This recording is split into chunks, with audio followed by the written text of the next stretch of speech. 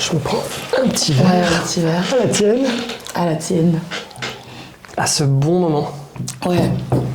À ce bon moment. C'est bon pour toi? C'est bon pour moi. Ce week-end, j'étais en... Bah, justement, j'ai fait hôte d'une cérémonie. On a vraiment pris un temps de prière, quoi. Ouais, mais On ouais. s'est posé la question de en quoi vous croyez. Ouais. Et peu importe ce en quoi on croit, juste profite du moment à 100%. C'est ça. Melvin, bonjour. Jocelyn, salut. Je suis très content de passer ce moment avec toi, comme tous les moments, Melvin. Ouais. Dans le monde du handball, beaucoup de gens te connaissent. Et déjà, une joueuse extraordinaire, une personne extraordinaire. Et moi, j'aimerais aussi qu'on te connaisse aussi dans d'autres sphères. J'ai avec moi des cartes à jouer. Ouais. Et ces cartes à jouer symbolisent des fois nos compétences, nos moteurs, ce qui nous anime, des fois ce qui nous définit.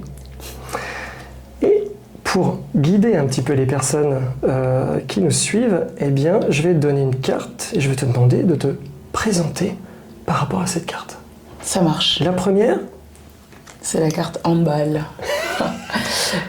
Déjà, je voulais te remercier pour tes mots qui me touchent énormément. Et comment me définir avec le handball? Écoute, c'est un sport que j'ai démarré à 8 ans dans le préau. La salle de sport était dans le préau de mon école rue des Pyrénées à Paris, dans le 20e. Mon professeur de sport s'appelait Gilles. Tous ceux qui ont été dans le 20e connaissent Gilles. Il est tout petit, mais il parlait super fort. Et on disait toujours que ce mec-là, on l'entendait avant de le voir. Et c'était un mec passionné qui avait envie d'emmener ses poulains et ses poulines très loin dans ce sport. Et c'est là que moi je suis tombée amoureuse de ce sport. Et donc depuis que j'ai 8 ans, je suis handballeuse. Des fois on dit qu'il ne faut pas trop se définir par ce qu'on fait, mais moi le handball m'a tellement construite. Mes meilleures amies sont des handballeuses. Ma sœur a fait du handball longtemps. J'ai joué avec elle quelques fois. Ma trajectoire, même de l'endroit où j'ai habité, a été guidée par le handball. J'ai pu aller dans certaines écoles grâce au handball. Voilà, c'est la pierre angulaire de ma vie, en fait, le hand. Et sinon, voilà, je suis une joueuse de handball, quoi. Ouais. voilà, Ouais. on a tous des Gilles qui activent nos moteurs. C'est clair, et je pense qu'on se fait pas tout seul. Et il y a toujours eu des gens qui ont planté des graines dans nos trajectoires.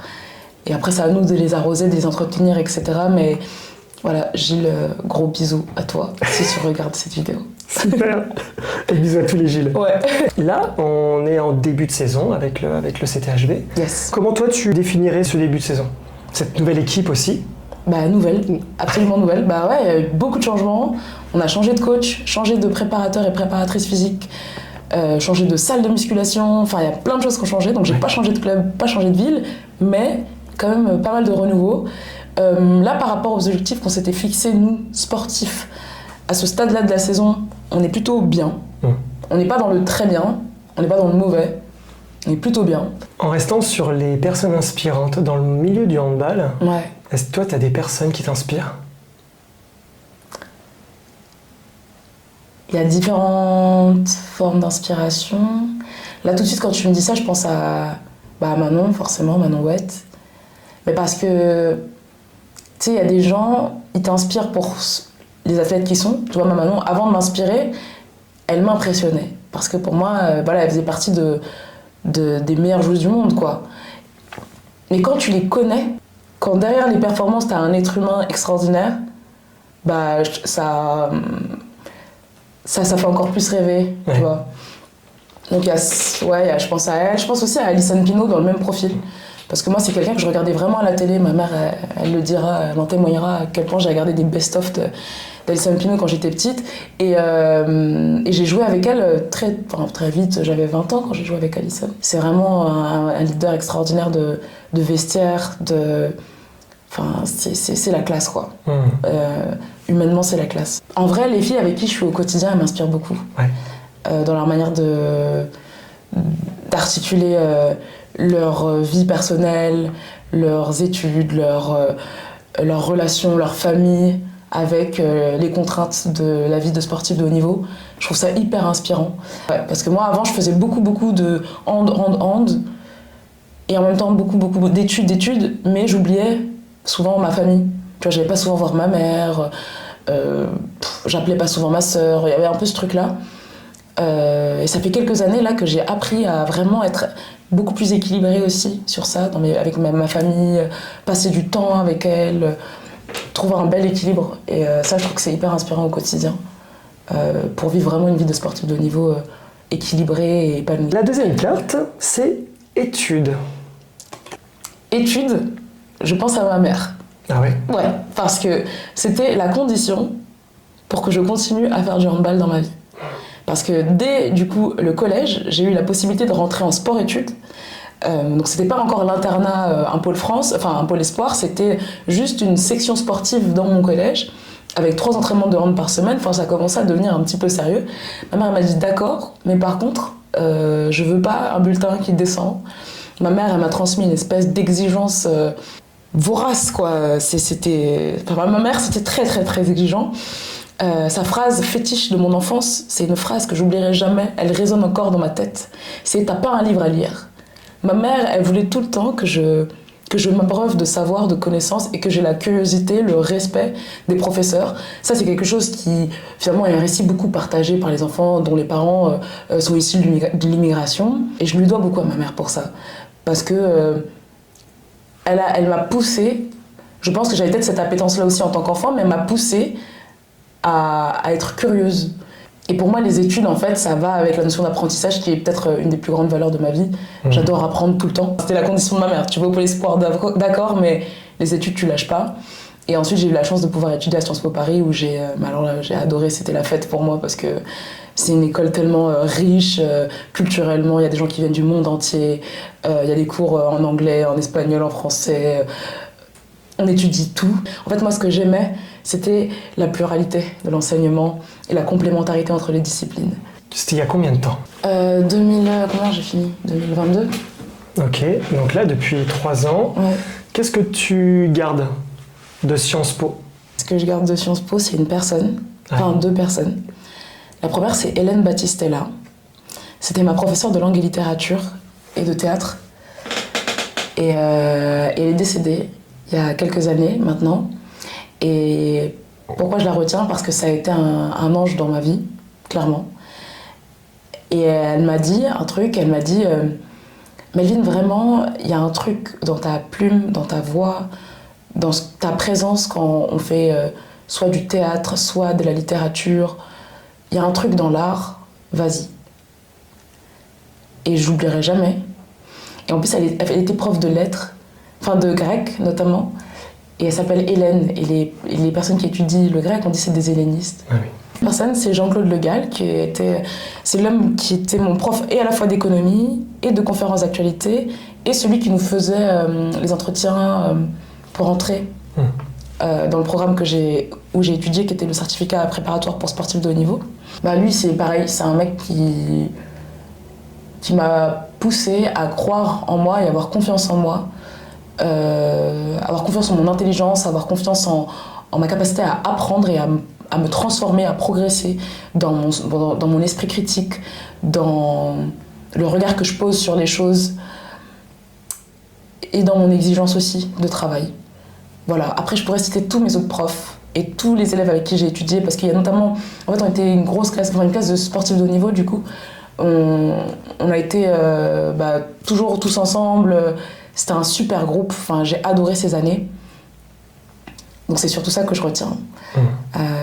Après, sur le plan plus pratico-pratique, c'est une manière de penser le monde avec curiosité, avec exigence, de toujours avoir un point d'interrogation dans la main quand on rencontre une information, quelqu'un, d'aller chercher et ensuite de faire en sorte de construire quelque chose de clair et cohérent, ce qui n'est pas toujours mon cas à l'écrit, je dois le dire. Mais au moins, je sais que j'ai toujours du coup les voyants rouges pour me dire écoute, là, tu vois, ça manque un peu de clarté, de précision. On pourrait dire en fait, mais tu fais beaucoup de choses, mais en fait, est-ce que tu as une spécialité? Encore une fois, est-ce que tu as une seule carte? Et en fait, non. Vous allez vraiment comprendre que Melvin est l'exemple, et c'est le thème vraiment de cette vidéo, je trouve, pour moi, c'est cette source d'inspiration qu'est Melvin, qu'on peut avoir une multitude de cartes et pousser à l'excellence dans toutes ces cartes. Je te remercie pour ces mots, encore une fois. Tu vois, moi, on m'a souvent dit que j'étais dispersée. Alors que pour moi, c'est juste comme ça que je fonctionne. Je vois pas comment je pourrais ne pas être comme ça. Ouais. Et le temps que j'ai eu, dont j'ai eu besoin pour apprendre à comprendre ça, à l'apprivoiser, il était absolument nécessaire pour me rendre compte que j'ai plus du tout envie de laisser les gens dire que je suis dispersée, je suis juste plurielle. L'écriture. L'écriture. Alors tous les jours, tous les matins, j'écris 3 pages, les lignes du matin, que je dois à Julia Cameron, qui a écrit un livre qui s'appelle The Artist Way, traduit en français par Libérer votre créativité. Et c'est un des rituels qu'elle propose, d'écrire tous les matins 3 pages, juste pour s'ancrer dans un rituel d'écriture, prendre le temps de brasser ses émotions, de les poser, de les comprendre aussi, de revivre des séquences qu'on a adorées dans une vie. J'ai aussi écrit un livre qui est paru en juin 2024, qui s'appelle Un espace de vulnérabilité partagée, qui a été édité chez Les Sportives. Ça a été une sacrée aventure, cette écriture. J'y raconte notamment 2 passages assez forts et fondateurs de mon parcours en tant que joueuse et aussi en tant que femme. Je mets un petit trigger warning ici, parce que c'est un livre dans lequel je parle et d'inceste et de burn-out, et la manière dont je pense la thérapie, le silence, la création, l'amitié m'ont aidé à repartir, à me remettre à vivre pleinement. Ce livre qui est, je vous invite à le lire, qui est bouleversant, qui est humain, avec justesse, avec classe, mais ça te ressemble aussi. 1 an après, il y a des choses qui sont décantées. Qu'est-ce qui reste? Alors 1 an après, je me dis que j'ai un peu plus de douceur. Enfin, mon regard est plus doux sur la fille qui a écrit le livre. Parce que moi, au tout départ, j'étais un peu en mode alors mais il y a des trucs qui sont pas clairs. En fait, j'étais pas du tout connectée à... J'étais plus connectée en fait au message que je voulais transmettre, et j'étais beaucoup plus connectée à la manière et à ce que j'avais écrit concrètement. Est-ce que cette phrase-là, après cette phrase-là, c'est cohérent? Est-ce que... Enfin, voilà, j'étais plus dans la méthodologie. 1 an plus tard, je suis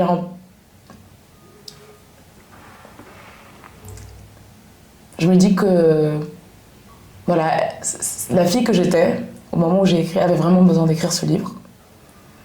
Et je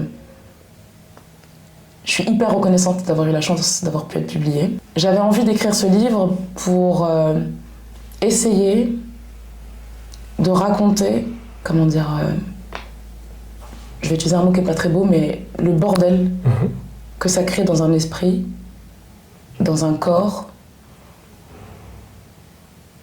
une tragédie comme un inceste. Je voulais sortir un peu de... Enfin, il y a des choses superbes qui sont faites en France, partout dans le monde, notamment cette enquête de la Civis, donc, qui est la commission indépendante de recherche sur les violences sexuelles faites sur les enfants et l'inceste. Le dernier rapport est sorti en 2024, il me semble, et on avait voilà, des chiffres concrets. L'inceste, c'est 1 enfant sur 10, dans une classe, c'est 1 sur 3, enfin 1 sur 10. Bref, il y avait des chiffres assez fous. Mais moi, j'avais quand même grandi dans un univers où, justement, souvent, quand on parlait des agressions sexuelles, on parlait de chiffres. Sauf que les chiffres, c'est un peu froid, c'est pas... Enfin, moi, puisque c'est quelque chose qui se passe dans le corps, et dans la tête, et dans tout ça, je voyais pas comment on pouvait s'arrêter à des chiffres, quoi. Je voulais raconter un petit peu, peut-être pour les personnes qui en ont vécu, qui juste créer un espace où on est là-dedans tous ensemble. J'ai pas l'impression d'être dans un truc où j'apporte des solutions, parce que je crois pas qu'il y a des solutions. Moi, mon truc, ça a juste été de me retirer. Un temps de toute activité, de l'agitation, mais qui était la mienne aussi. Je veux dire, j'avais une agitation mentale, d'activité, de trucs. Là, aujourd'hui, on dirait que je fais plein de choses, et c'est vrai. Mais avant, je faisais plein de choses, mais de manière compulsive, quoi. Et ça a rien à voir avec plein de choses d'aujourd'hui. Voilà, ce livre, aujourd'hui, ce que j'en garde, c'est...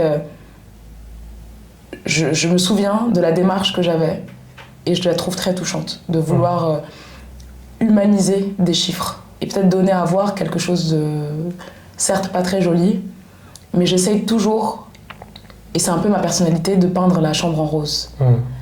J'aime bien dire ça, c'était moche, mais quand on essaie de trouver des jolis mots, même si je ne crois pas qu'on peut faire de la poésie avec des drames, on peut se remettre dans une forme de création, et la création, c'est la vie, quoi.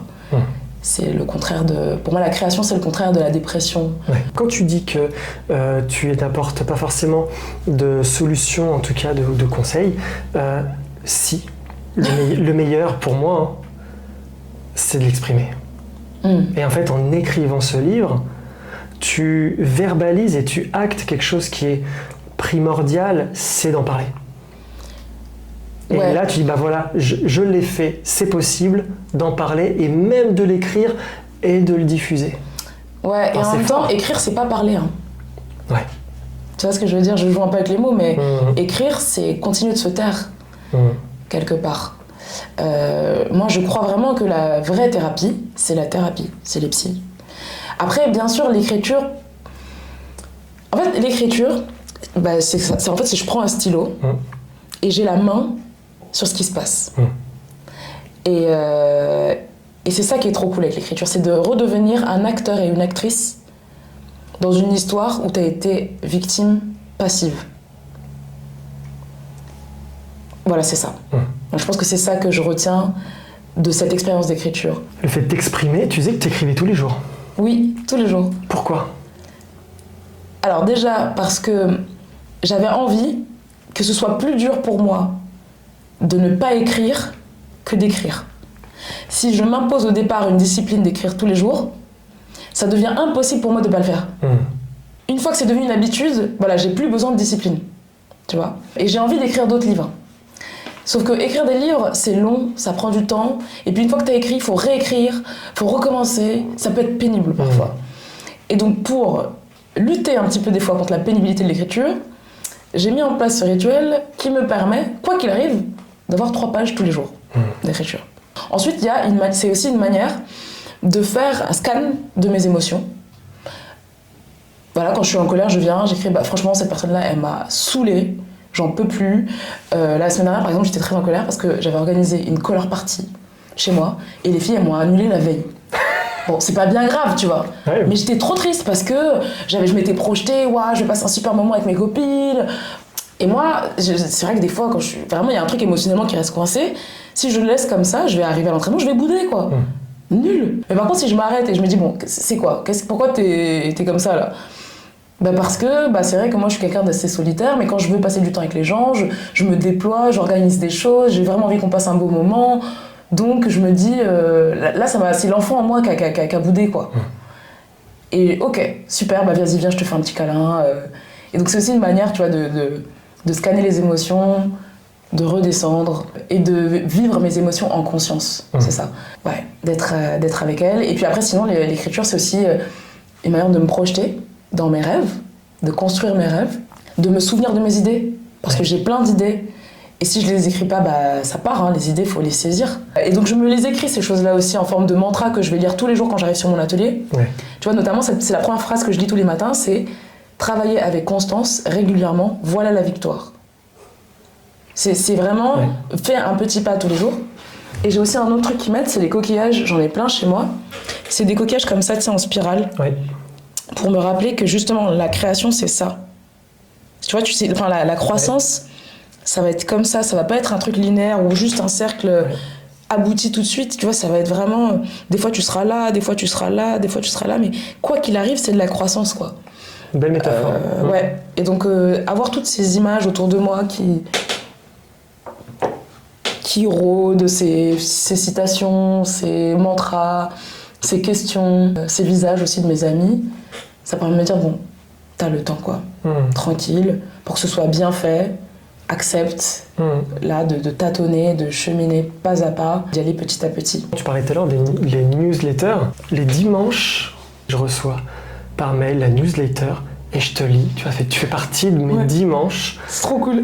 Voilà, ils font du bien. Tes pensées, vraiment, je vous invite. Alors, je mettrai le lien évidemment en description, que ça soit sur YouTube ou sur les chaînes audio. Est-ce que tu peux nous en parler un petit peu de ces newsletters? Ouais, bah écoute, ma newsletter, j'ai eu l'idée de la créer sur un coup de tête comme ça, en écoutant Perla Servan-Schreiber sur un podcast. J'adore Perla. Et donc elle a été notamment patronne de Psychologie Magazine avec son mari. Et depuis, elle a écrit plein de livres, elle fait de la cuisine, enfin des livres de cuisine et plein d'autres petits livres qu'elle appelle souvent des livres doudous, des livres réconfortants. Et en fait, c'est une femme qui m'inspire tellement que je me suis dit, je vais faire comme Perla. Et elle, sa newsletter, pareil, elle sort le dimanche. Parce que en fait, le dimanche, c'est ça, c'est la journée où on retrouve sa femme, ses enfants, ses amis, on va au parc, on fait un truc chill qui nous fait du bien. Et donc je me suis dit, je vais créer tout de suite une newsletter. Sur le coup, j'ai décidé de l'appeler Ceux qui nous traversent. Parce qu'à ce moment-là, c'est une inspiration qui m'a traversée. Et je me suis dit, j'y vais. Je vais la créer. Là, je vais la rebaptiser. Parce que, en fait, mon style sur cette newsletter reflète exactement moi ce que j'adore dans la vie. C'est quand c'est beau et poétique. Du coup, je vais l'appeler la Boétique. J'aime bien. Ouais, je partage des réflexions sur le sens de la poésie dans ma vie. Et des fois, je lis des poèmes donc d'artistes que j'adore. Ou alors, dont la voix, pour moi, doit être entendue. Ensuite, il y a une deuxième partie qui s'appelle Une si belle âme. Donc là, je fais un portrait. Alors, soit d'une personne que j'ai rencontrée, soit d'une ville, ou alors un spectacle vivant d'un film que j'ai vu, quelque chose qui m'a marqué, et j'essaye de le raconter de manière immersive, donc qu'on vive avec moi l'expérience que j'ai vécue. D'ailleurs, la dernière, c'est comme si on y était en fait. Ouais. Spectacle gastronomique, on pourrait dire. C'est ça, c'était un spectacle jazz gastro. Incroyable. Et j'ai essayé de refaire vivre l'expérience à l'écrit. Et on y était. Puis avec ta plume, franchement, je le conseille, c'est un doudou, ça fait du bien, quoi. Ouais, trop chouette. Eh bien, je vous invite à aller redécouvrir de la poésie. Ouais, et je te rejoins vraiment parce que je pense que une des erreurs du monde littéraire, ça a été parfois d'être un peu snob. C'est pas facile de commencer en lisant des Madame Bovary, des Flaubert, Enfin, il y a des choses qui sont illisibles pour des gamins de 17 ans et qui nous coupent tout de suite de ça. Même la poésie, des fois, moi Baudelaire, je l'adorais, mais la vérité, c'est que plein de fois, je comprenais pas en fait ce qu'il disait. Et ça me... T'es pas touché, mais tu fais semblant que ça te parle parce que c'était à l'école. Et en fait, quand on vient les redécouvrir avec un regard adulte, on peut voir que déjà, il y a d'autres types d'auteurs et d'autrices. Il y a des gens qui sont beaucoup moins snobs. Et des poètes modernes qui sont fantastiques. C'est ça, et la poésie, la lecture, la littérature, c'est pour tout le monde, quoi. Mais c'est vrai qu'il y a eu ce petit péché mignon, là, d'un peu de snobisme et d'élitisme qui voulait un peu se sentir... Mais je fais la distinction entre quand même le snobisme et la littérature, parce que ça reste quand même un milieu exigeant. Enfin, la langue française est tellement riche qu'il faut accepter en tant que lecteur et lectrice aussi qu'elle nous élève dans notre niveau de vocabulaire, dans notre capacité à lire correctement aussi et à être attentif à ce que l'on lit. En ce moment, qu'est-ce que tu lis ou qui te marque ou qui t'inspire? Oh là là, très dur. Bon, ma star, c'est Leila Slimani. Tu m'en parles souvent. C'est vraiment ma star. J'ai pas de mots. Enfin, si, j'en ai plein, en fait. Mais en fait, déjà... Je t'aime. Ouais, Leila, tu me dis déjà, je t'aime. En fait, j'écoute toutes ces interviews. D'abord parce que je trouve qu'elle a un regard sur le monde qui est vraiment un regard d'écrivain. C'est-à-dire un regard qui est complexe, qui est humain, qui refuse les cases, dans le sens lui il est bon, lui il est mauvais, nous on est les gentils, vous êtes les méchants, mais qui se force à introduire une forme de complexité dans tout, dans le regard que l'on pose sur les choses, sur les gens, sur nous-mêmes. Elle nous invite aussi en tant qu'auteur à sortir de nous-mêmes et à se dire va voir ailleurs là où t'es pas, quoi. Va explorer d'autres mondes, élève-toi. Elle a une manière de remballer les racistes avec une tu sais, c'est comme Christiane Taubira. Toutes les deux, elles ont une verve. Enfin, elle tue le game, quoi. C'est-à-dire que tu peux pas argumenter en face de ce niveau d'intelligence. En fait, c'est l'intelligence mêlée à... Elles sont rusées, tu vois, dans le phrasé, dans l'argumentation. Elles sont très exigeantes. Et elles le font en plus sans, justement, cette espèce de snobisme. Elles le font avec... juste l'envie, je pense, en tout cas moi c'est ce que je ressens, d'élever l'autre en humanité. Et ça, c'est quelque chose qui m'inspire profondément. Donc déjà dans la personne donc de Leila Slimani, bon, j'ai cité Christiane Taubira aussi, grosse star de mon matrimoine. Après Leila Slimani, bien sûr, pour son œuvre, ses romans, c'est extraordinaire. À chaque fois j'y suis, je vois tout. Tu vois les scènes, là, le dernier, c'était le 3e tome d'une saga familiale qui s'appelle Le Pays des Autres. Et le 3e tome s'appelle J'emporterai le feu. Et en fait, tu y es. T'es au Maroc des années 50. Tu vois les choses. Il y a un personnage qui se fait griffer, tu ressens. T'es écrit avec tellement de justesse, tellement de... Les décors sont plantés, posés. Voilà, Leila Slimani, Mahmoud Darwish, poète palestinien. Bon, c'est un peu le ponce de tout le monde, mais j'adore. Mais c'est important, ce qui va sans dire va mieux en le disant. Ouais, voilà. Faiz Agen, bien sûr. Après, il y en a tellement. J'aime beaucoup aussi les livres jeunesse. Je lis beaucoup Laura Nsafou.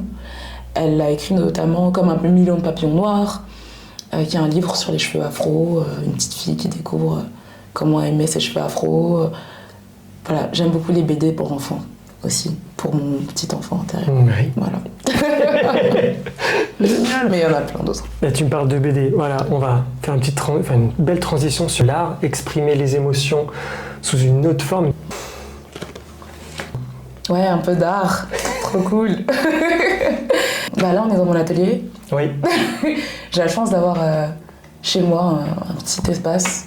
Il me fallait un coin, une chambre à moi, comme le dit Virginia Woolf, dédiée que à ça, au fait de se poser, découper dans des magazines et faire des collages. En fait, un espace de jeu, de flow aussi, quelque part. Et justement, je t'ai demandé de choisir le lieu de l'interview. Ouais. Et tu m'as dit, voilà, l'atelier. Parce que c'est mon endroit préféré au monde, quoi. C'est là que je viens déposer l'amalgame de toutes mes rencontres, mes inspirations, mes pensées, mes idées, en dessin, en peinture, en idées de podcast, en idées de newsletter. Et voilà, et c'est aussi un endroit où je fabrique les commandes qu'on me fait. Des fois, on me commande des dessins, des tapis. Voilà, c'est ça. Je vous invite à suivre Melvin justement sur les réseaux, parce que tu montres comment tu crées aussi. J'ai envie de vivre dans un endroit qui transpire ça, qui transpire le beau, au sens où je l'entends moi, et le fait main. J'aime bien mêler ça à l'organique, le fait main, et vivre en fait dans mes créations. Et d'ailleurs, est-ce que tu peux nous montrer éventuellement ce que tu as fait dernièrement Ouais. Après, tu fais tellement de choses que... Ouais, il y a plein de trucs en ce moment, il y a des collages, des écritures et tout, mais le dernier, c'est un dessin que je suis en train de terminer là. J'ai bien avancé hier soir. Ouais. Ça s'appelle La tête dans les nuages. Avec toi, parce que ce que j'ai pas dit, on se connaît pour ça, mais t'es un peu mon sophrologue, mon masseur, avec qui je fais mes récup d'après-match et même des fois de brassage émotionnel. Et j'aime beaucoup la méditation, le temps que je prends pour me poser. Et ce dessin, c'était une manière de représenter ça. Tu sais, en méditation, on dit souvent observe tes pensées comme des nuages qui passent dans le ciel. Si tu peux observer tes pensées, c'est que tu n'es pas tes pensées. Par contre, tu peux choisir celles qui t'aident à avancer. Et je voulais un peu représenter toute cette idée-là comme une manière de vivre mes émotions et mes pensées en conscience. La formulation que je te donne, justement, elle est inspirée d'un compte Instagram d'une femme que j'adore qui s'appelle Lee Kassar et qui a ce compte qui s'appelle Émotions en conscience et qui a formulé ça exactement comme je viens de te le dire. D'accord. Pour moi, l'idée, c'est qu'une fois que je vais l'accrocher, je pourrais venir tous les matins mettre un petit post-it là, tu vois, sur les nuages, qui sont donc mes pensées qui passent et qui m'aident à avancer. Donc tous les matins, je viendrai choisir la pensée qui m'aide à avancer. Mais c'est vraiment venir vivre un peu ma pensée et mes émotions, enfin celles qui vont en découler du coup en conscience. Super. Ouais, j'en ai fait quelques exemplaires pour mes amies qui m'ont dit qu'elles aimaient bien l'idée Comme ça, ils pourront l'utiliser aussi. Mais ouais, chez eux. c'est aussi inspirant, carrément. Ouais. Mais voilà, c'est ça, parce qu'après, est-ce que je peux montrer lui, par exemple, parce que tu fais en peinture? Tu peux. Enfin bref, on pourrait, presque tout l'appart est fait par toi, donc voilà, cette magnifique peinture. Ouais. Et tu refais aussi les tapis, là, il y a un tapis incroyable. Les sièges aussi là-bas, tu retires carrément l'intérieur, et puis tu refais, refait le siège, en cuir ou en... Ouais, avec des lanières en cuir, j'avais refait aussi deux fauteuils. Et une autre carte. La parole. La parole. Ouais. Dans la parole, la communication, les débats, les échanges, alors sans mauvais jeu de mots par rapport à ton nom de famille, Melvin Debat, quel est ton lien avec la communication, la parole? Écoute, c'est très intéressant que tu parles de mon nom de famille, parce que moi, quand j'étais petite, au dîner de famille, mes cousins, quand il y avait leurs copines, leurs trucs, ils aimaient trop dire, je vous présente la petite cousine, Melvin, elle adore débattre. Et moi, quand j'étais petite, je détestais qu'on me présente comme ça. Mais vraiment. Parce qu'en fait, pour moi, dans débattre, j'entendais elle veut se combattre, quoi, elle veut se bagarrer. Ensuite, je suis partie faire mes petites recherches dans le dictionnaire et j'ai écouté aussi des figures politiques qui m'inspirent. Tu vois, donc je parlais de Christiane Taubira, je parlais de... Enfin, il y a plein d'autres personnes. Je pense à Augustin Trapenard, qui est présentateur de la Grande Librairie. Et en fait, le débat... c'est l'inverse, c'est l'opposé du combat. Parce qu'en fait, le débat, c'est un espace de dialogue dans lequel peuvent cohabiter des avis, des opinions, des arguments contraires. C'est un espace, finalement, où on est en relation avec l'autre, où on peut être entièrement soi et où on le laisse être entièrement lui-même, où on peut, en même temps, aller voir là-bas pourquoi l'autre y est, et pourquoi j'y suis pas. C'est ça. Donc c'est un vrai espace. C'est pas forcément avoir raison en fait. Ouais. C'est un espace de communication. Chacun exprime sa réalité. Ouais. Et donc voilà. Donc quand j'étais petite, j'aimais pas du tout ça. Mais je voyais bien qu'il y avait un truc chez moi qui aimait dire là je suis pas d'accord. Mais ça m'a forcé du coup à réfléchir sur dans quel genre de relation j'ai envie d'être. Enfin quel genre de relation j'ai envie d'entretenir avec les gens à l'oral, quand on débat, quand on échange. Est-ce qu'on est là pour dire j'ai raison ou est-ce qu'on peut accepter que l'autre, parfois, par sa vision, m'augmente, me déplace, m'élève. Et même ça, c'est élevé. C'est-à-dire me permettre de me renforcer dans ma position parce que je vais l'argumenter encore mieux. Donc même ça, en fait, ça va m'élever. Voilà, dans la parole, il y a ça. Pour moi, il y a l'échange. Et puis après, il y a le fait d'avoir une voix. Je sais que c'est un truc que depuis toute petite... j'ai souvent été silencieuse, taiseuse et discrète enfant. Puis en grandissant, je crois que la parole, ça a été un espace dans lequel j'ai été très vite à l'aise. De par cette exigence que ma mère m'a transmise dans les études, je ne m'autorisais pas à parler quand je ne maîtrisais pas quelque chose. Alors je ne vais pas dire à la perfection, mais en tout cas quand je n'avais pas vraiment étudié le sujet, etc. La parole, ça avait une valeur. C'était important de savoir de quoi tu parles, sinon vaut mieux ne pas parler. Et puis il y avait ce troisième truc que ma mère, c'est quelqu'un, donc elle m'a éduquée seule, c'est pour ça que je parle que d'elle. Ma mère, c'est quelqu'un qui tenait toujours parole aussi. Ouais. Elle a jamais dit je vais vous offrir tel cadeau et le cadeau n'est jamais arrivé. Et ça, je crois que c'est un truc qui m'a beaucoup marqué parce que jusqu'ici c'est toujours vrai. Dans la parole, il y a quelque chose de sacré.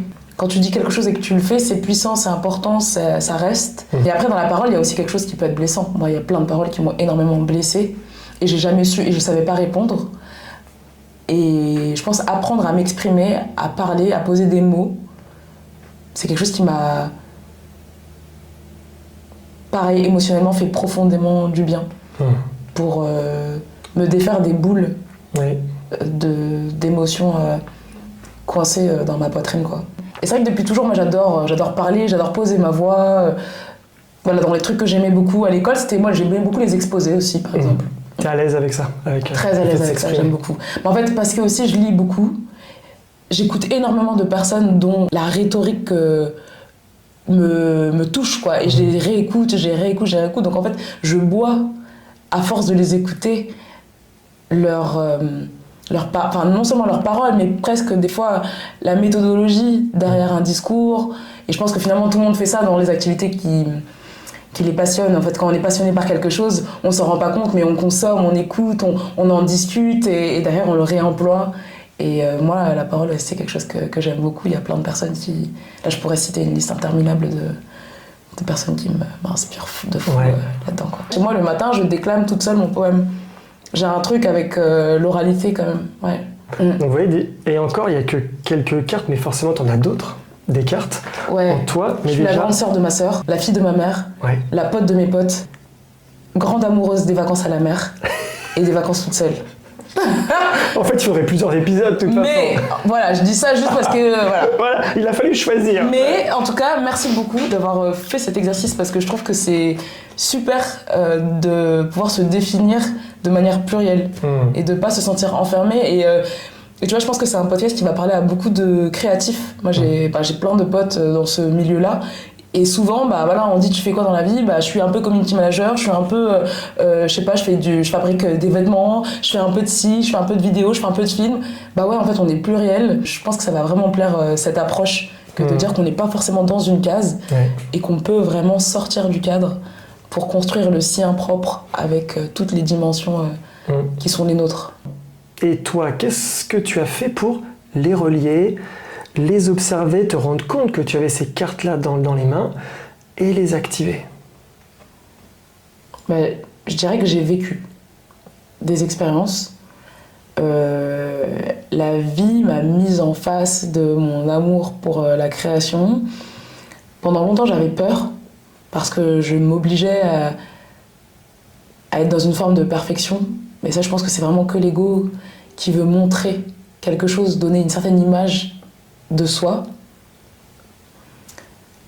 Mais quand quand j'ai été un peu plus dans mon cœur, c'est-à-dire quand toute ma carapace égotique, je vais pas dire toute ma carapace égotique est tombée, ce serait faux de dire ça, mais je veux dire quand tout le personnage que je jouais de meuf qui est absolument qui réussit tout et tout. Et quand je dis que je jouais, c'est pas je le jouais volontairement, tu sais, des fois, on a tous une protection d'une certaine manière. Et moi, c'était un peu de je vais tout réussir, je me suis remise à faire les choses vraiment pour moi, avec mon cœur. Et l'évidence, c'est que j'adore dessiner, j'adore écrire, j'adore utiliser ma voix pour faire des trucs, que ce soit des podcasts, animer des soirées de projection de cinéma de mes potes. Donc je me suis reconnectée à mon cœur, on va dire, qui m'a permis de me dire voilà ce que j'aime. Et c'est ça. Et tu vois, si les gens ils veulent te mettre dans un cadre, tu veux dire écoute, moi mon cœur il me dit c'est ça et ça. Écoute ce que te dit ton cœur et suis-le. Ouais. Et donc c'est un peu ça. C'est Spielberg qui dit ça dans son film The Fabelmans. Il y a une phrase à la fin du film qui dit il faut écouter son cœur et suivre ce qu'il nous ordonne. C'est vraiment ça.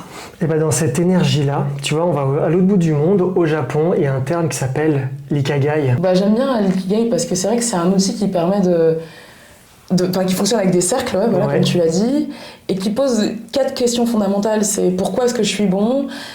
Pourquoi est-ce que je peux être rémunéré ? De quoi est-ce que le monde a besoin ? Exactement. En termes de valeur. Et la dernière, je crois que c'est... ce que j'aime. Ce que je trouve hyper intéressant dans cet outil, c'est que en fait, tu tâtonnes, tu cherches. Parce que t'es pas obligé de trouver tout de suite. Parce que des fois, il y a des trucs pour lesquels t'es bon, mais que t'aimes pas forcément beaucoup. Il y a des choses que tu adores, mais qui peuvent pas faire un métier. Mais peut-être qu'il faut que tu les incorpores et que tu les injectes un petit peu dans ton existence, dans ton métier, pour rendre ce métier plus à ton image. Et je trouve que c'est un superbe outil de connaissance de soi, de ses forces, de ses amours, et aussi de comment est-ce qu'on peut mettre du coup qui on est, ce que l'on aime, au service du monde et de choses plus grandes que soi. Ça, je trouve que c'est... quand on chemine et qu'on se rapproche un petit peu de cette idée-là, je trouve que c'est beau. Et en même temps, il y a aussi le cercle, je ne sais plus si on l'a dit, où j'ai une rémunération, je reçois, mais c'est pas que financier aussi. Ça. Je reçois l'amour, la reconnaissance ou... Et ça, vraiment, taper sur internet Ikigai, c'est ultra puissant. Ouais. Des personnes qui sont un peu perdues, même professionnellement, je pense aux jeunes aussi, avec Parcoursup, etc. C'est un bel exercice, en tout cas. Et puis surtout de se dire qu'on n'est pas là pour trouver tout de suite.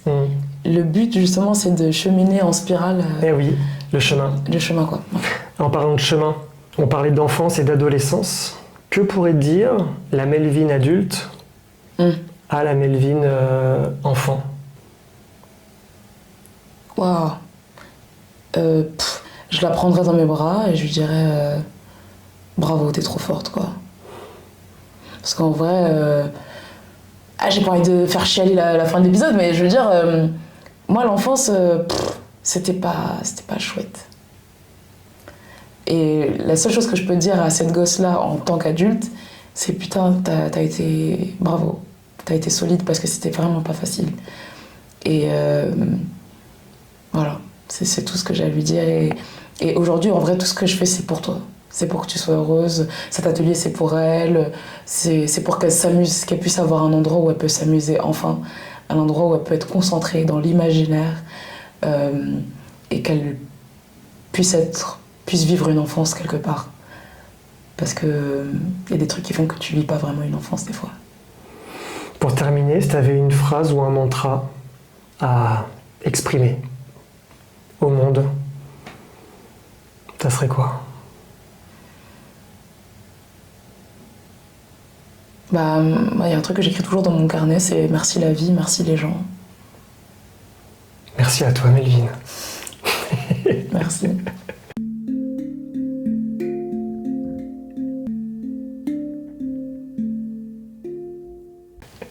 Je vais te faire un gros câlin. Quel bon moment de partage encore. Ouais, c'était incroyable. Wow, la petite larmichette. Ouais, merci. Eh ben,